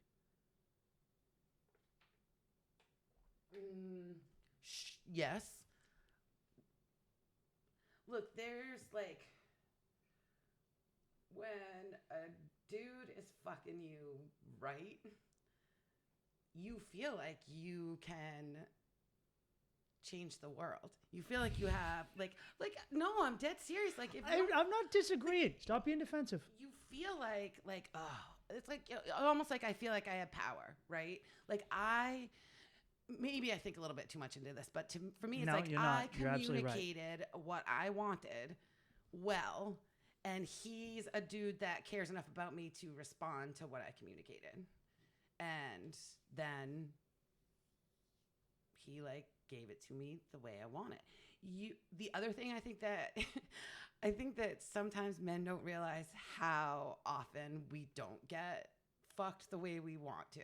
And everybody's vision, I can't sit here and say everybody wants to get fucked this way. There's so many dudes slinging bad dick. Oh my God. You have no idea. Oh, dude, they don't even know. They are clueless. If you as a man can sling mediocre dick, it's like the only guy having purple haze in a city full of dudes selling mids. And purple haze that's an old school hierarchy of weed. That's not even what it is anymore. But that's still a good. It's kind of astounding how many dudes are like, yeah, I got about 5-10 minutes in me, or don't even do foreplay. It's just like, wow, there's a lot of dudes talking a big game. It's like, dude, don't you watch porn? Just fucking eat a pussy. Just fucking. It's not just eat her pussy. That's not just. Well, yeah, but that's not fair. No, it's not. It's not. You're right. It's an experience. And a lot of guys aren't giving the experience. No, they're just doing their robot, whatever they think you know when you go out to eat and your waiter comes over and they give you an experience, right? You go to a restaurant and it's an experience. And then sometimes you come over and it's just some lady who sounds like she ate 3 Marlboros and was like, what was your order? And you go, oh, what do you like here? And she's like, I don't fucking eat here. And you go, all right. And then you're like, all right, can I get the bacon cheeseburger with blue cheese, medium rare? She goes, yeah. Are you going to write this down? She goes, no. And it's like, you're going to fuck this up.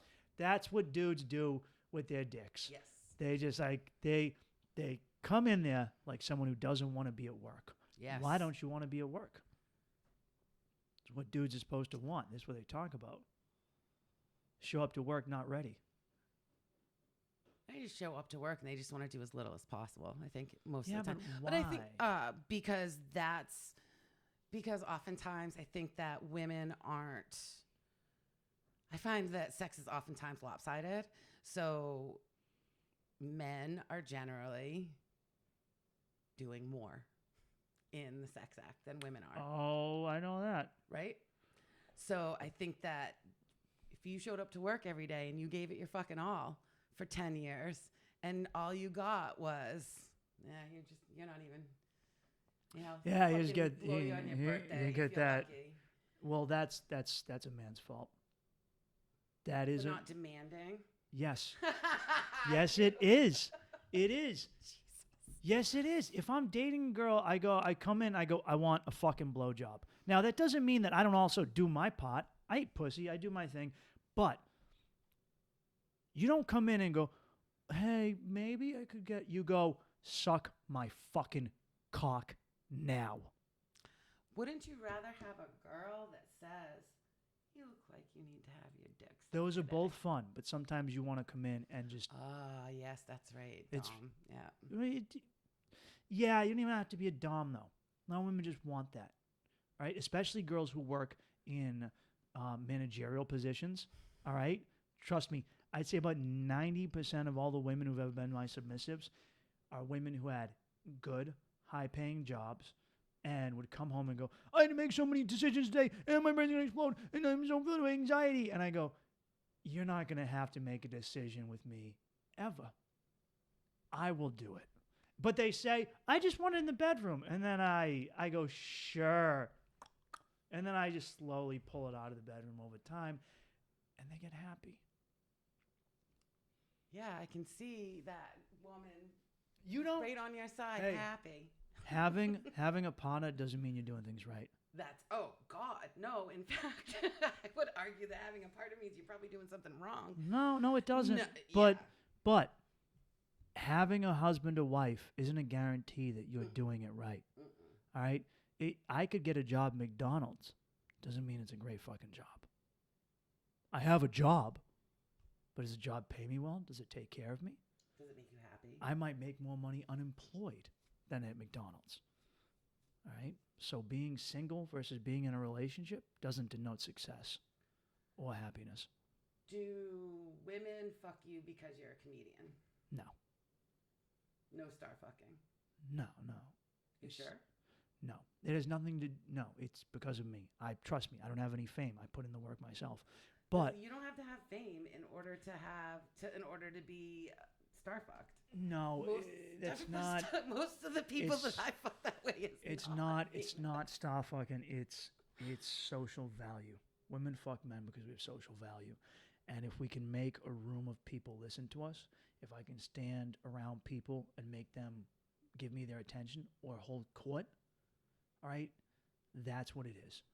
It's, do I walk into a place and people go, show me respect and say hi to me and I get attention. It's not about even her giving me attention.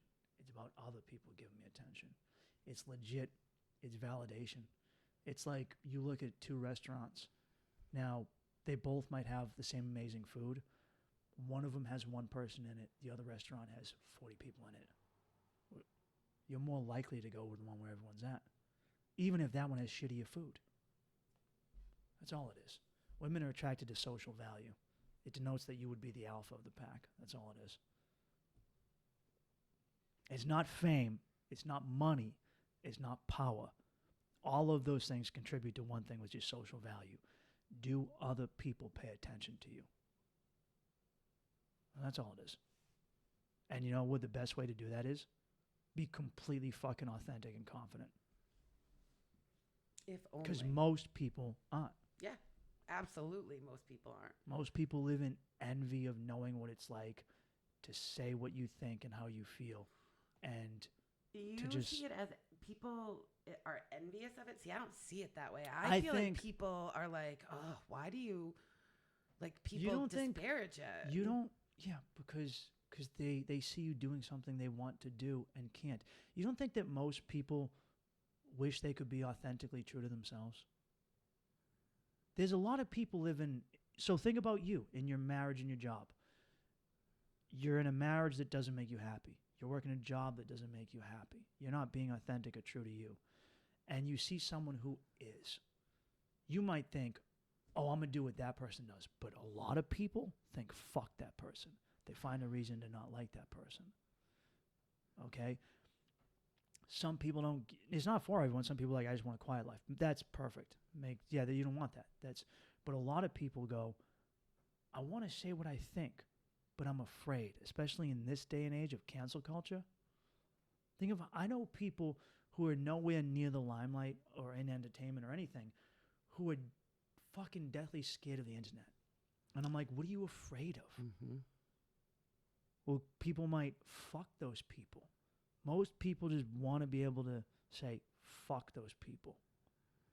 I just want to be me. But that fucking thing that hangs over your head, like the sword of Damocles, that's fucking horrible. I know because I used to be that guy. It's fucking scary. I went from being I come back from New Hampshire to Boston, and I'm in a place where everyone's wearing a mask. I walk into a supermarket. I don't fucking wear masks when I walk into a store. I walk in, no mask. I don't give fuck this. But even me, I feel it. Mm-hmm. I feel I'm fucking different. I am the only motherfucker in this star market who doesn't have one on. Now, no one gave me a hard time. But I could feel it. I could feel that thing. And a lot of people fucking get scared. And that's a microcosm of it. But it can go like that on a societal level, like you with weed. You could have been like, I can't do this because people are pressuring me not to. But you didn't. And you don't think most people want to quit that job that they don't like? I mean, I think most people... I wish more people would. I do. That's what I want to do with my show, is to teach people that they can. If I can fucking do it, you can do it.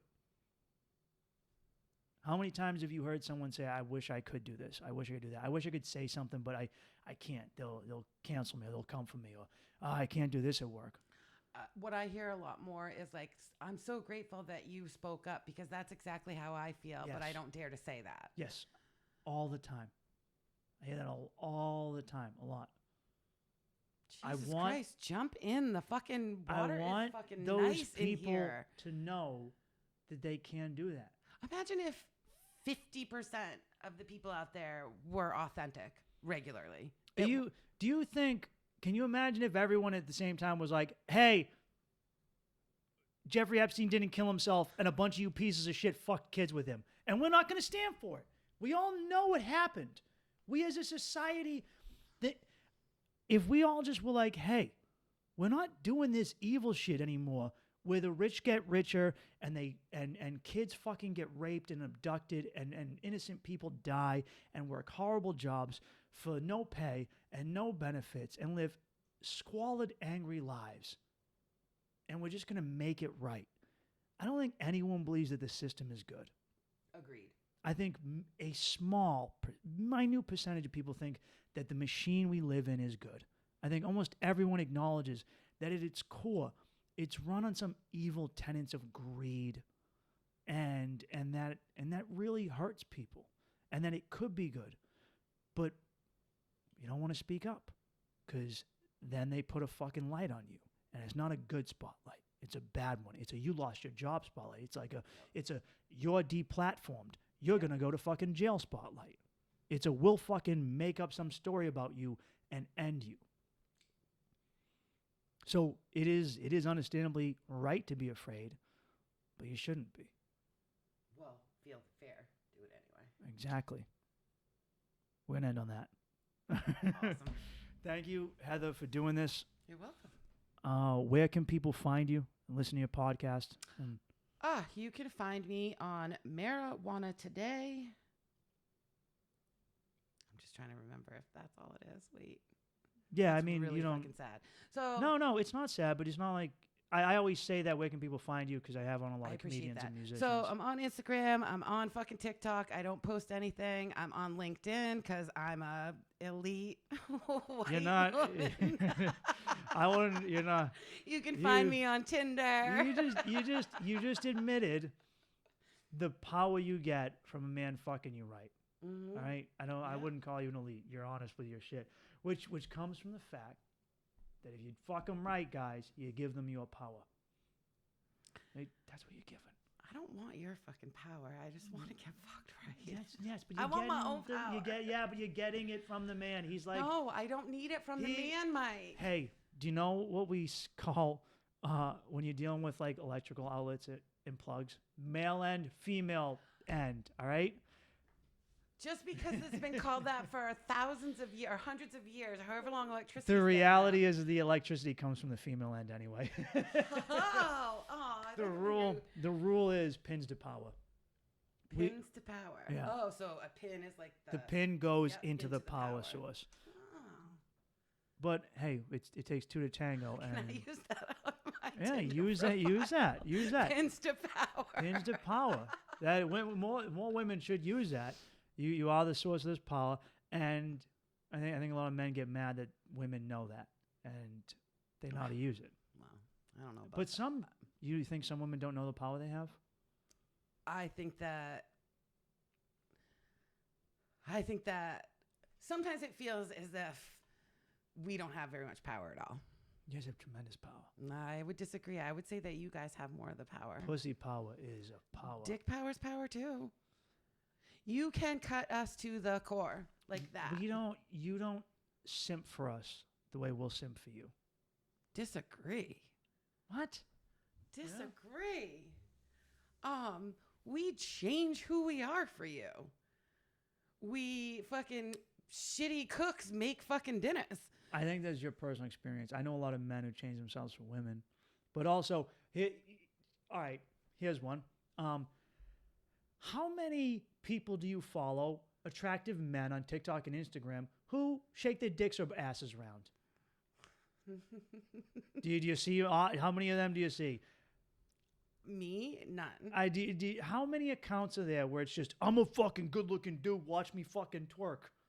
I mean, they exist, but it's not what Is it to a disparity to the ones of women that exist? Oh, yeah, I mean, yeah. That's a power. Like the ability to just shake your ass and then get 8 million views. That's powerful. Do you know what I have to do to get that? I have to make beautiful content that fucking... You do realize that I make 79 cents on the dollar to what you would make. That's not true. That is true. It's been disproven. It has not. It has been proven as well. It's been disproven by a very brilliant woman from Harvard. All right, I can send you the Freakonomics episode. I have it. You think I'm not? I have it. All right. This is an argument that I have on a regular basis. All right, it might not be 79 cents on the dollar, and the reason for it is a stupid reason. The 79 cents on the dollar is the whole we swallow 7 spiders a year thing. It's something that people just say, and then you go, do you know that's not actually true? And they're like, I actually do know that 79 cents on the dollar is not true. And I have read the Harvard study. Thank you to my good friend Jordan It's for primarily because women jump out of the workforce. Yeah, they're nurturing, more empathetic. That's not a bad thing. Do you remember what we just said about pins to power? Yes. Here's what it is. It's power to power. But you've got to understand that for me, when you talk about like nurturing and like women's role, like not women's role in a derogatory term, but how women are, I struggle with that personally because a lot of that is not accurate for me or doesn't feel authentic for me. So what I'm just struggling against is reminding you that when you say women are like this, all women, blah, blah, blah. I don't say all women. Sometimes you do. But I do generalize. That like 9 times out of 10, like what you're saying is not true for me. All right. It doesn't invalidate you as a woman. 7 out of 10 times, because like lots of times there are definitely times where you do manage to remind me that I actually do feel one way. Look, I like to think of myself as being someone that is different and that doesn't follow what the way other women think. Yeah, I mean, it's basic instincts, and some people go about them different ways. But, remember that time you told me that you think I have a lot of testosterone? Yeah, and I was right, wasn't I? Yes, but I was fucking pissed. I fucking nail it. I'm just fucking... All right, let's end it on that. You being fucking right. I don't need to be right. I just admitted when I was wrong a second ago about generalizing. You like to be right. You're right a lot. Like, don't get I me think wrong. everyone you likes are an to be intelligent right. fella, and you don't oftentimes speak on something that you don't know that you're right on. Whereas I'm much more willing to kind of jump out there and test the waters a little bit and kind of. Well, because if I know something, I say it. Mm-hmm. And then people will be like, oh, we'll try and fight you on it. All right? And if you get wishy-washy, you lose credence. So know your shit. And if you know it, stand true to it. And if it comes out that it's wrong, fucking take it as wrong. You know? But more often than not, let me ask you this. When you're talking to a guy, do you know when he's being untrue? Not necessarily lying, but when you ever have a conversation with someone and they're telling you a belief in something or trying to be stern, but you can tell by the conviction in their voice that they don't totally believe it or believe in themselves. Yes. It's very discernible, isn't it? Yeah. And it causes you to give less credence to their argument and their opinions, right? Mm-hmm. I don't do that. When I do it, I go, this is it. All right? I know this to be true. I know it's not 79 cents on the fucking dollar because I know. All right? Now, if I was wishy-washy, and I've done that back in the younger me, would have been like, oh, yeah, probably, because I'm going to get pussy, so I'm going to fucking blah, blah, blah. And then guess what? No pussy for me. All right? It doesn't work that way. It's not about being right. And to end with this, no, it's yin and yang. We both fucking need each other, okay?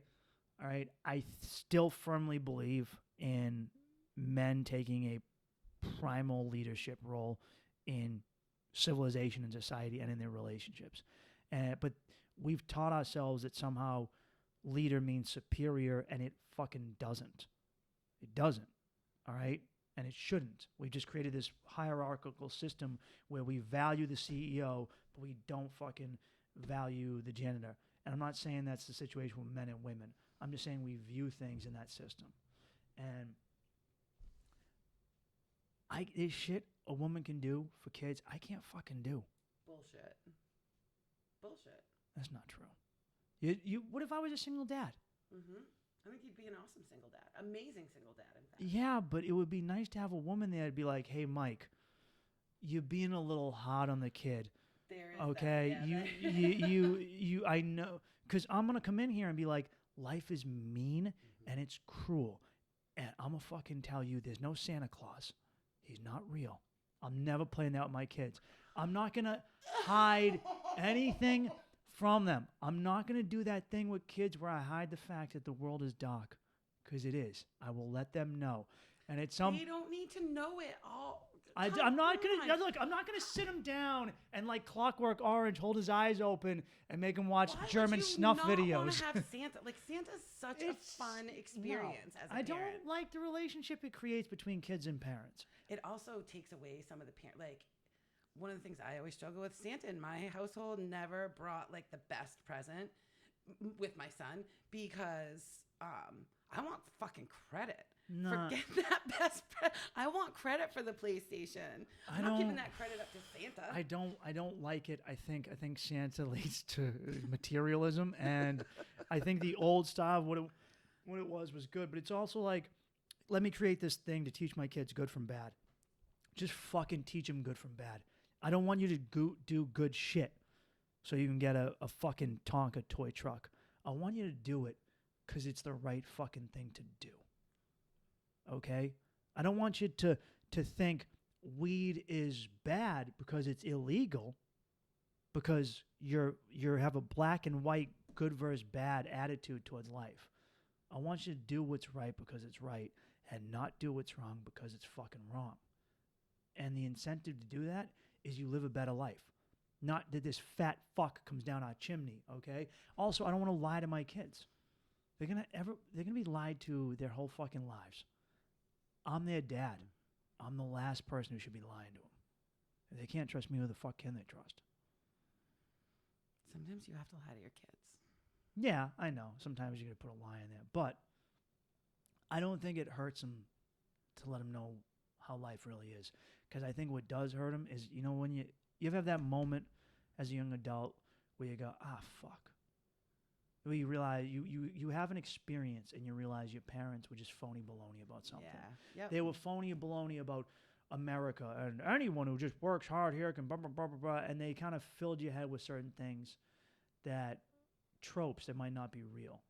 Don't you think that kids need that, though? Kids need to be able to come up against their parents' perspectives. That's the first place that you start to put your perspective out into the world. When you come up against when you say to your parents, like, you lied to me about Santa, what the fuck? Or whatever it may be. Like, they'll I feel like fight you me need on it. something. Yeah, they'll fight you no matter what. It is a training ground. It is a training ground for when they go out there in the real world and they have to really stand up for what they believe in. They've got to first be able to stand up against you. And if you're just giving them the truth all the time, like, I'm not saying truth I think truth is way harder to swallow than fantasy. Wouldn't you agree? I just feel like it's important for kids to have a safe way to rebel.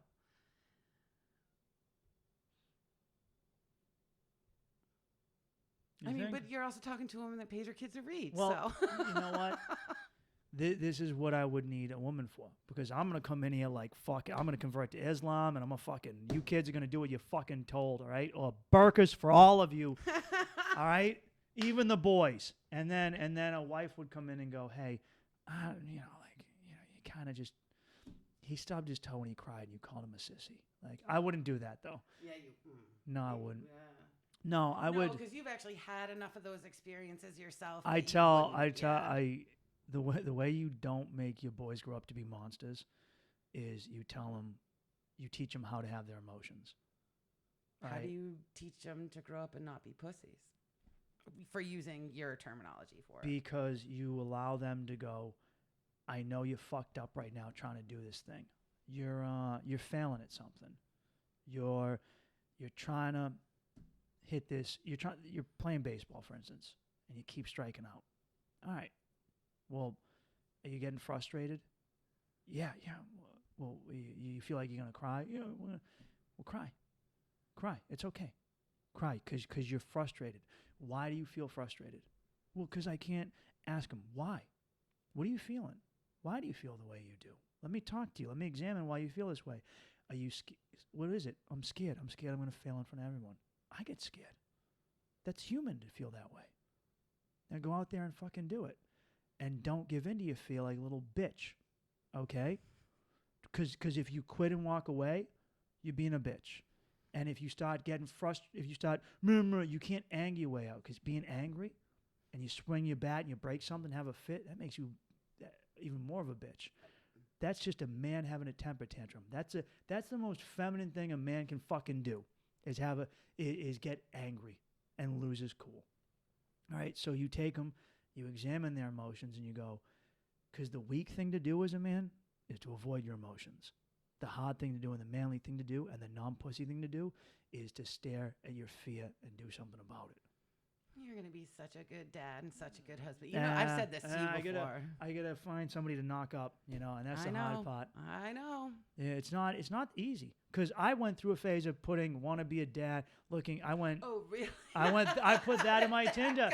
And do you know how many swipes I got? Fucking none. I thought bitches wanted commitment and husbands and to have families. And then I put it all out there, and they're like, get out of here. Yeah, no. I mean, we do want those. I mean, many women want those things. I don't think any of them want it. That's not true. I know. That's not true. I just think it's That's not true. a small amount of them. But it's... I'll hunt one up for you. Nah, here's what I'm going to do.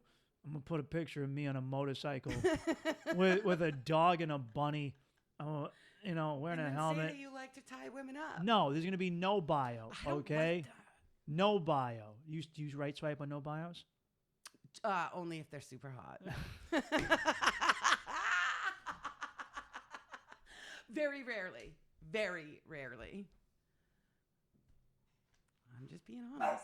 All right. All right. We'll end here. Thanks for coming on.